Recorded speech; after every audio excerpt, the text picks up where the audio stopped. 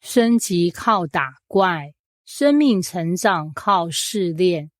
你刚开始玩一款 RPG 手机游戏，一开始就被各种新手福利包围，升等飞快，装备全紫，技能炫酷，你一刀砍下去，小怪全灭，还送你一堆金币闪着光洒满地，那种感觉是不是超有成就感？但过不了几天，游戏画风一转，小怪变成精英怪，两刀砍不死，打 BOSS 要重复刷好几次，还要看攻略，一不小心还会灭团掉装备。更残酷的是，你卡等了，升级变得难如登天，你开始怀疑游戏是不是坏了，是不是要氪金才行？但其实那才是游戏真正开始的时候。人生信仰之路也常常像极了这种游戏。刚信主的时候，祷告一下就有回应，生活平顺，读经也特别有感，灵命升级超快。但一段时间后，困难来了，低潮来了，你在祷告却没有立刻改变，甚至开始怀疑，神啊，你还在吗？为什么我成长这么慢？为什么一直在困境里？你可能不知道，你正走在神为你安排的升级路线途中。在手机游戏里，升级靠打怪；在人生里，生命的升级靠试炼。有一款热门游戏叫《原神》，刚进游戏时，主角很威，一见一个丘丘人，还有各种护航角色跟资源，轻松到不像样。但当你升到某个等级后，就会被世界等级强制拉高，怪物跟着变强，任务也不再简单带过。玩家常常上网哭喊，为什么升级后反而更痛苦？这其实跟人生很像，你可能刚进入新工作、新婚姻、新信仰阶段时，一切都很美好，但很快你会发现，工作开始出现瓶颈，老板期待你更多，婚姻不再是天天甜蜜，开始进入磨合期，信仰生活不再激情澎湃，而是枯燥与忍耐的交错。你不是退步了，你是升级了。正如游戏里，等级越高，挑战越难，但奖励也越大。试炼从来不是要打败你，而是让你成为一个更强的你。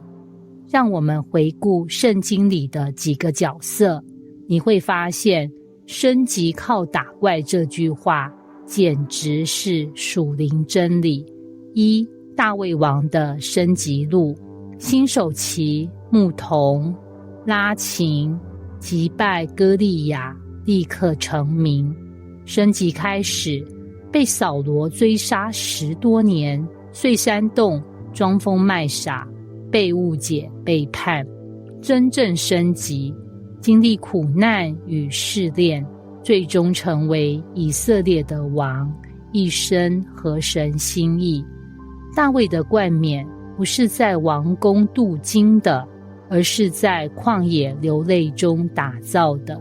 二、彼得的进阶之路，新手期跟着耶稣，目睹神迹，讲话有力，群众爱戴。试炼开始，3次不认主，痛哭悔改，被耶稣恢复。升级结果，五旬节讲道3000人悔改，成为教会重要柱石。彼得的成熟不是来自舞台上的高光时刻，而是失败中的重建与学习。在游戏中，每一场打怪都是为了累积经验值 XP， 掉落装备、武器、防具、道具，开启新技能，解锁更高难度的世界与剧情。没有怪就没有经验，没有经验就没有成长。在人生中，每一次的困难与试炼也都有这样的功能。经济拮据使你财务紧张，计划被打乱，最后使你学会信心依靠。人际冲突使你被误解、被拒绝，最终使你学会饶恕、谦卑。身体疾病使你疼痛、受限制，最后使你学会忍耐、盼望。属灵低潮使你感受不到神，最后使你建立真理的根基、灵命的深度。我们总想避开挑战，但神知道没有试炼，信仰只能停留在纸上。你可能会问，我也不想逃避啊，但我真的觉得打不过了，怎么办？手机游戏里，当你打不过某关，你会怎么办？回头练功刷等，提升装备，强化武器，找朋友组队一起过，参考别人的攻略。一模一样的逻辑可以应用在属灵生命上，回到神面前，刷灵修，重新与主连结，装备自己，默想神的话语，加强真理根基，找属灵同伴和小组教会同行，互相扶持，聆听见证与分享，看别人怎么胜过试炼，给你方向与鼓励。打不过不是失败，而是你升级的时机到了。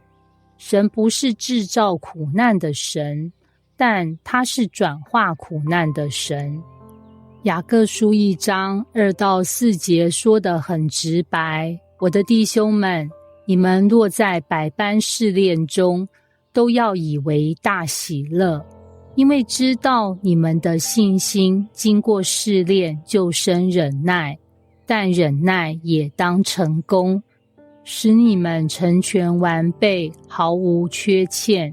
神不是一位给你痛苦的神，他不是那种在云端乱丢试炼的角色设计师，他是那位把你的痛苦转化为成长的导师，让每一次打怪都有意义的设计者。我们活在一个破碎的世界，试炼难免会来，但在神的手中，这些试炼不是白白受的，没有眼泪是浪费的，没有一场战斗是无意义的，没有一个低谷是他无法带你翻越的。结语，别只想当平民玩家，神要你成为属灵精英。如果你今天信仰卡关，生命进展缓慢，先别气馁，这可能不是退步，而是升级的过程正在进行中。